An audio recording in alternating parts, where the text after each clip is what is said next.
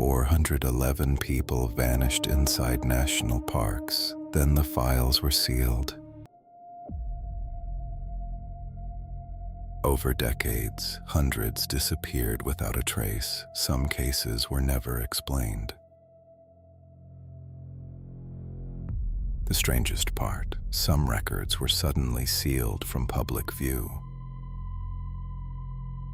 That is the number of people who have disappeared inside America's national parks. Not in war zones, not in the open ocean, inside protected, federally managed land. Land with rangers, surveillance, and search and rescue teams on standby. 411 people gone. No bodies recovered, no trails leading out, no explanation that holds up under any serious scrutiny. And here is the part that should disturb you more than the number itself. When investigative journalist and former law enforcement officer David Paulides filed a Freedom of Information Act request, a legal request, the kind any American citizen is entitled to make, asking for the government's official records on these disappearances. He was told that accessing those files would cost $1.4 million, $1,400,000, to access public records about missing Americans who disappeared on public land. The National Park Service never explained that number. They never broke it down. They never offered a reduced rate, an alternative access method, or an apology. They simply quoted the price and went silent. Now ask yourself, what kind of information costs that much to suppress? Because that is what a price tag like that does. It doesn't protect the files. It buries them. It makes sure that only a government agency or a major corporation could ever afford to look inside. It makes sure that the families of the missing, the journalists, the researchers, anyone who actually wants to know what happened, simply can't. The National Park Service has never opened a formal investigation into these disappearances. They have never publicly acknowledged any pattern connecting the cases. They have never assigned a dedicated task force, issued a public report, or held a press conference for 411 missing people. Tonight, we are going to look at what the government refuses to. We are going to look at real cases, documented cases, cases with witnesses, with search records, with evidence that points somewhere the official narrative refuses to go. We are going to look at a pattern that has repeated itself across decades, across dozens of different parks, across every demographic and experience level. And when we're done, I want you to sit with one question. Not what took these people, not where they went, but why? With 411 cases on record, with a clear and documented pattern, with families still waiting for answers, why has no one in any position of authority ever decided this was worth investigating?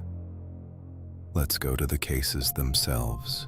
June 14th, 1969, Great Smoky Mountains National Park, Tennessee. A 6-year-old boy named Dennis Martin was on a family camping trip. It was a warm summer afternoon. The trail was well marked. His father, his brother, his cousins, all within sight. Dennis decided to play a prank, slipping behind a large tree to hide and surprise the adults when they walked past. He stepped behind that tree, and he never came out the other side.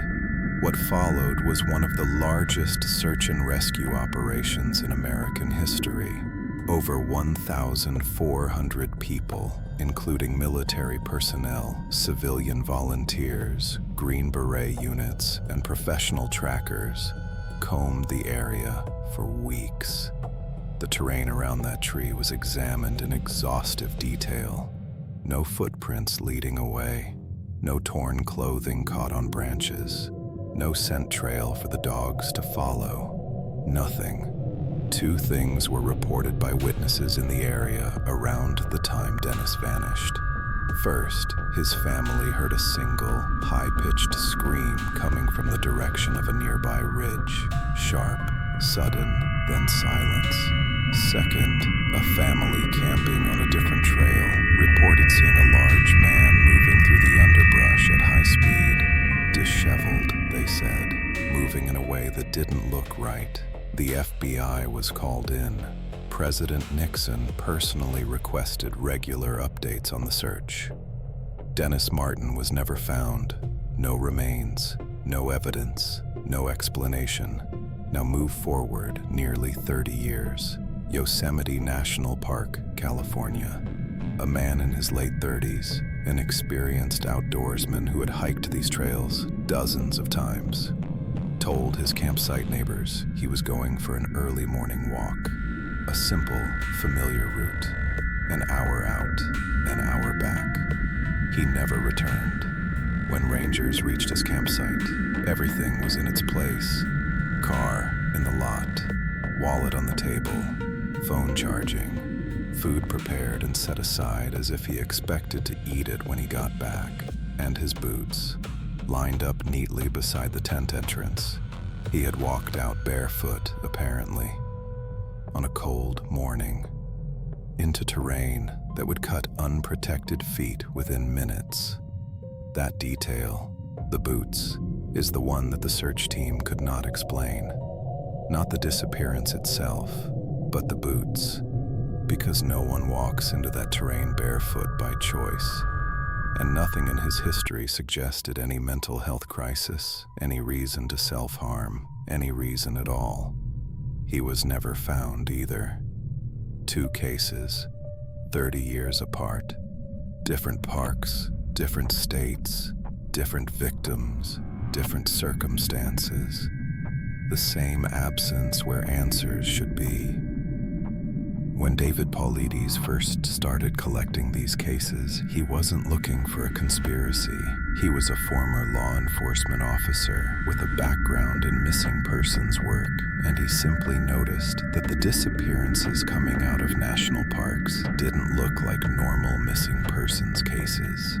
So he started documenting them systematically, case by case, park by park, decade by decade.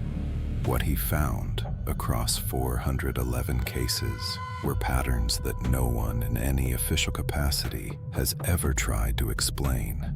Pattern 1, proximity to water.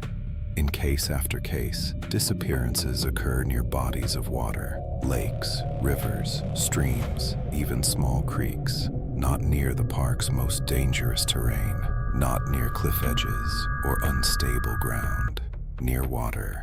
And in many cases, near water that wasn't on the victim's intended route, as if something redirected them. Pattern 2, the scent problem. Search and rescue dogs are among the most reliable tools in any missing persons investigation. Trained animals with an ability to track that no technology has fully replicated. And in case after case involving these park disappearances, the dogs track the missing person to a specific location and stop. The scent doesn't fade gradually the way it would if someone simply walked further away. It ends at a point, completely. Handlers describe it the same way across dozens of separate incidents. The dog hits a spot and simply has nowhere left to go. Pattern 3, survivors who remember nothing. Not every disappearance ends in a permanent vanishing. Some people are found alive, and when they are, a significant number of them share one detail that investigators find deeply unsettling. They have no memory of the time they were missing. Children found miles from their last known location in terrain that an adult in full health couldn't navigate alone, with no idea how they got there. Adults found in areas that search teams had already cleared, sometimes multiple times, with no explanation for how they could have been missed. Pattern 4. Impossible geography.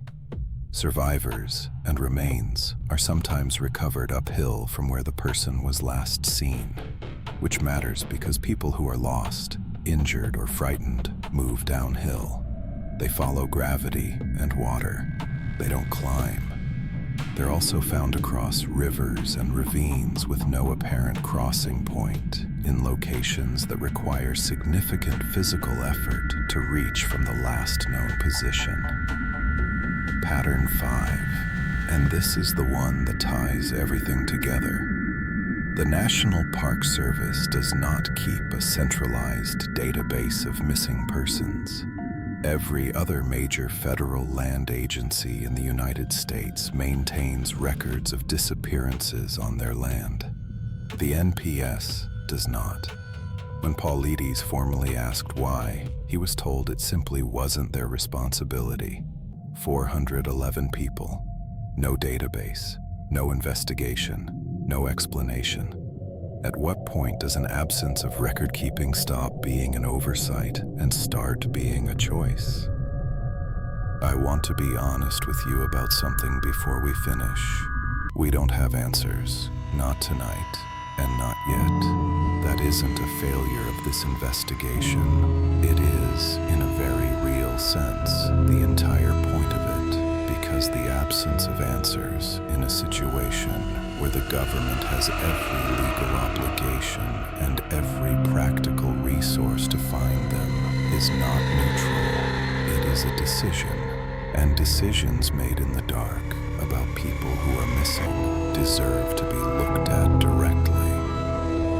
411 people have vanished from federal land, land that the government owns, land that the government manages, land where the government employs rangers, maintains infrastructure, and holds legal responsibility for public safety. In many of these cases, the disappearances happened in conditions that should have made them impossible. In full daylight, in good weather, on well-traveled trails, with family members or fellow hikers standing close enough to hear a conversation, and in the moments after they vanished, there was nothing. No sound, no footprints, no scent for trained dogs to follow. Nothing. David Paulides has spent more than a decade documenting this at his own personal expense. He has presented his findings to law enforcement agencies, park officials, and government representatives across the country. He has written multiple books laying out the cases in meticulous, sourced detail. He has done, in other words, exactly what a former law enforcement officer with a background in missing persons work would be expected to do when he sees a pattern that demands investigation. The response from every official channel has been consistent. Silence. I'm not here to tell you what is taking people from these parks. I genuinely don't know. The theories range from the entirely mundane, predators, accidents, cases of sudden mental crisis, to explanations that sit well outside what mainstream science is currently willing to consider. Both ends of that spectrum have people who have looked at this data and arrived there through serious thought. What I can tell you is what the data says. The pattern is real. The documentation is real. The silence is real. And the 411 families who are still waiting, still without a body to bury, still without a file to read, still without a single official acknowledgement that their person is part of something larger. They are real. The question isn't what happened in those parks. The question is why, with this much evidence of a pattern, with this much documentation, with this many families waiting, why has no government agency ever looked at all 411 cases together and asked what they have in common? That question doesn't have an answer yet, but it should. If this story is one you think deserves a wider audience, you already know what to do. And if you've experienced something in a national park that never made sense to you, something that felt wrong in a way you couldn't explain, the link to report it is in the description below. We'll be back with more. What happened in these parks may never be fully known.